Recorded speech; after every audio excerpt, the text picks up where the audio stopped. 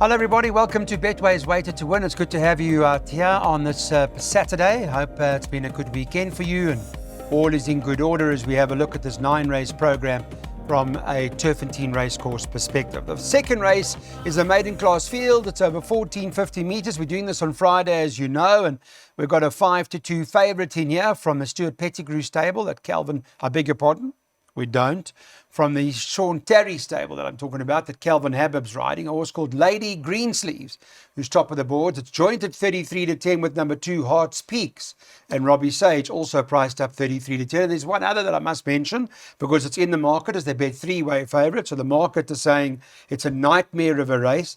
Witsblitz for Paul Peter, who's also at 33-10. So an open race, Daryl. Nice to see you with brought donuts for us. Thank you, Clyde. That's very kind of you.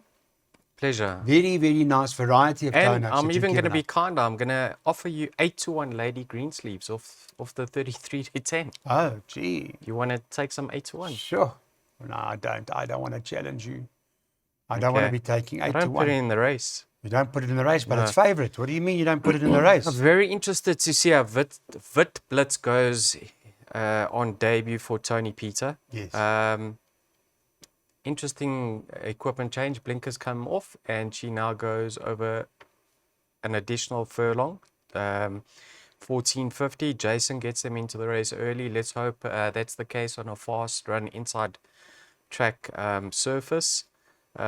We've seen numerous horses improve in leaps and bounds when joining Tony from the Western Cape. So let's see how she goes.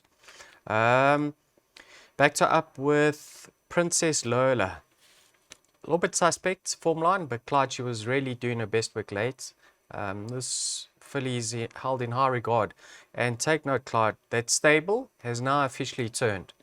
So for me, I'm not looking past numbers 3 and 9. Okay. 3 and 9, that's the way to play it from Daryl Marie's perspective. Darren, it's an interesting race. This not easy. I see Heart Peaks, only one runner, one winner, that Champagne Cocktail form, that was Anne with an E. Came out and won. I suppose maybe had to win. I don't know. Are you also on Tony Peter? You were on Perilla yesterday. Same sort of form or combination from the Cape. Are you doing the same thing? Yes, definitely, Clyde. Yesterday, Thursday, should I say, I labelled Perilla. I still suggested a 500 Rand bet at 3-1 for the viewers. And she arrived. Same combination. Also a newcomer to the yard. And we've seen what Tony Peter can do with newcomers to the yard. 9 out of 10, they come with a bang, they win again. I think this filly's going to follow in those other runners' footsteps. I was impressed with her last performance. I know it wasn't a strong field, but she ran on nicely. I like that they've taken the blinkers off. She can relax off a fast run race, and she'll be motoring home. So I would take my chances at 7-2. Okay, got that. Thank you so much. Daryl's got a buy pot for us. Firstly, let's start there. 3 and 9 by 2, 3, 6 by 1 and 2 by 7, 9 by 1, 2, 3, 4, 5, 6 and 4 and 9. So not making it cut and dried anywhere. No race in particular from Daryl Marie's perspective, and that's his buy pot, which, by the way, he did fairly well in the course of the week. He managed to get some money out of that. And then, that's the buy pot from Daryl's perspective. Did Darren work one out for us this week? Have we got a Darren Burrows buy pot? No. Okay, cool. There we do. Okay, Darren, he's got 2 bankers. He's got banker here, Witsblitz, and then he's bankering in the next leg. Number 6 on the card, that was Champagne Cocktail. We're all looking forward to see that run. Buy horses, load them up, and it's a 270 Rand buy pot.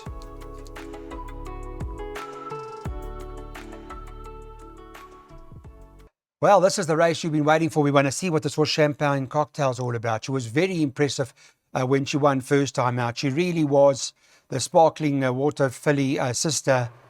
What could you say about her? Or what, in any negative light? 4-10's her odds, Daryl. Surely it's overs. Well, that's our 3 minutes up, Clyde, so I don't know. No, that's all right. Is it overs or not? Yeah, inexperience could be against the Clyde, but she was very impressive. Yes. She looks like a cracking filly. She could be anything. I think the danger could be Avon Toast. There's a few equipment changes. They've taken off the headgear. They've put her on a tongue tie. She wasn't exactly herself last time out in her second run after rest. I think she'll be there to chase the favourite home. Okay. Mr. Burrows, your take on Champagne Cocktail quickly? Super impressive on debut. She didn't beat much, but she couldn't do more than what she did. She's seen the course, I think, with 53.5 kilos will win. And Say Yes could be the danger, the Summer Cup entry. Okay. Well, we have worked out a place accumulator. Whilst you're taking it down, courtesy of Charles Pretorius, Mike de Kock's comments from Betway, Champagne Cocktail shows us she's decent. Weak maiden field, she's best, but that she beat, but she did it in style. Up against hard knockers here, but I do rate her. So that's Mike de Kock's comments about Champagne Cocktail. Listen, in the manner that she won, she should win. She's up against hard knockers like Say Yes and Avo on Toast and October Fair. Let's see what they all do. But there's your PA slotted in. Let's play.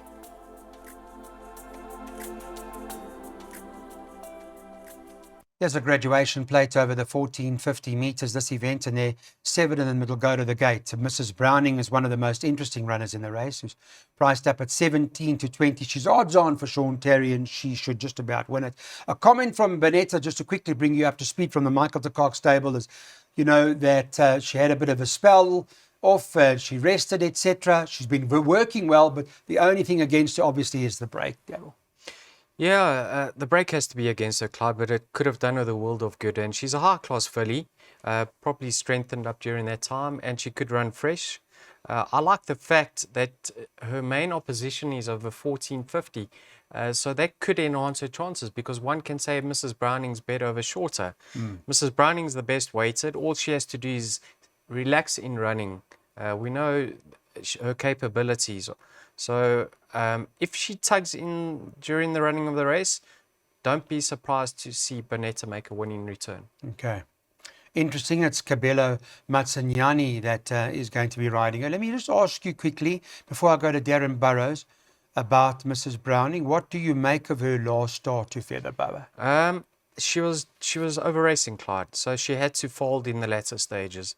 So it's going to be interesting to see what tactics they adopt. I don't see much pace in the race. If she gets to the front, she needs to just relax to see it out. Okay. All right. Mr. Burrows, just your summary? Well, Mrs. Browning, for me, is a 1200 meter horse, but her class could carry her through in this type of company. I like Bonetta. You know, Mike de Kock gets him ready after a break 90% of the time. And she's probably had 3 grass gallops or something to that extent. And I think she's going to run well fresh.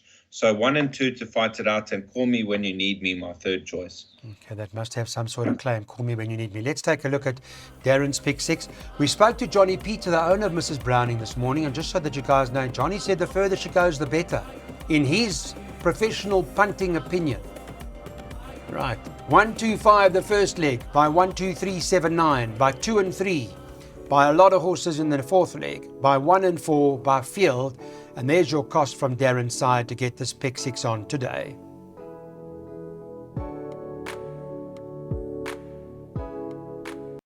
This is the Bidvest Progress Plate, and it's over 1450 metres. Whatever happened to Dave Koff? My goodness me. Haven't heard from him for ages. Scratch number 1 in this race. There are 8 runners left, and in this race, race number 5, the favourite is number 7, Zanovi. Michael de Kock's comment, this was priced up at 2 to 1. Fit and well, working well, and holding its form despite breathing issues, Daryl. So they're quite bullish on this horse, Zanovi. You? Sure, Clyde. He's super fit. He's got a 1 draw. He's got 53 to shoulder. He's an improving 3-year-old. Certainly one of the leading lights. Big winning chance. I agree with that. Very interested to see how number 9 goes, Prince of Green. He was due to run a week or 2 ago. I think that race meeting got canned. Yeah, Clyde, 52 to shoulder, or 52 and a half to shoulder. He's making his return as a gelding. I don't know his well-being, but I think he could certainly prove to be better than he's currently rated. So I'm going 7 from 9 over here. Well, that form line has worked out very well, because Hotta Ruby and Ivy League. Ivy League is a fairly talented sort. I'd ignore that last start, to be honest. But both of those horses came out and won from Red Bomber. So maybe this horse does have a serious claim, as Daryl's alluded to. Number 9, Prince of Green. Mr. Burrows, your view? Clyde, this horse Star Coin, obviously a Summer Cup entry. The 1400 slightly on the sharp side, but it wouldn't surprise me to see him win. Smorgasbord's got to be a serious runner. I mean, he's a top-class horse. His rating's down from, what was it? I'm not sure what it was. It could have been a 118 down to a 108, and he's got 4 kilos off his back. So the two class horses, numbers 2 and 3, got to go in. And then Zanovi, I gave him a place chance, and Prince of Green. Thank you for that, Darren. Let's put jackpots up now. It's that time. 1, 2, 3, 7, 9. They're all going in by 2 and 3 by a whole lot of horses, and 1 and 4 at the back.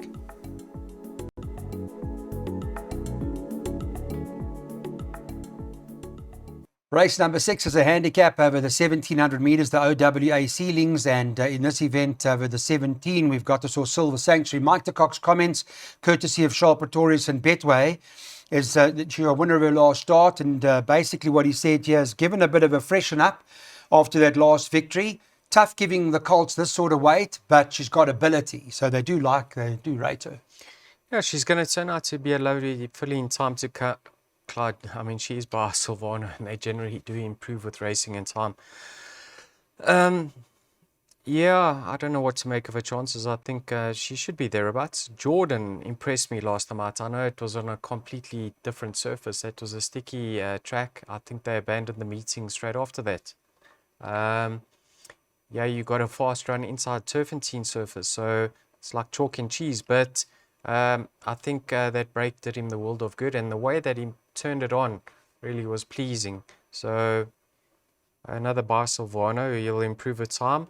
Emporium, now it's been a long time since I've seen a horse turn into the straight stone last on the inside track and run them down. He did just that. He could be a lovely sort in the making too. I thought this was a very competitive race because I even gave chances to House of Romanov because of the removal of the blinkers. He was doing too much with them last time out. Yeah, very tricky event. I went field in my exotics, Clyde. You liked a horse called Parker Getrix yesterday, which Eiffel Tower beat soundly. And do you give Eiffel Tower any sort of? Yeah, he must go into open orbits. Mr. Burrows, your story then in terms of this event, this handicap for 3-year-olds? Two-horse race, Clyde. Silver Sanctuary and Jordan. Now, Silver Sanctuary, she could be a triple tiara type filly because I think she'll stay all day. She was very impressive last time out. They were running very fast up front, and she quickened up smartly to beat them. The only time she lost was against the Colts, but she was drawn out deep over a mile, only having her second start. She was still too inexperienced, and I think she's only going to improve. And then Jordan, very impressive comeback run in his maiden victory. I'm just worried this run might come too soon, second run after a rest. So I think Silver Sanctuary is great value. Okay, thank you for that. Silver Sanctuary, if you don't know, on the Friday afternoon was being priced up at around 4-1. There's Daryl's second jackpot, 1, 2, 3, 4, 5, 6, 7, by 4 and 9, by 1, 4, 6, 8, by 1, 2, 6, 7, 10. That covers the rest of the card extensively. Thanks for watching Betway's Weighted to Win.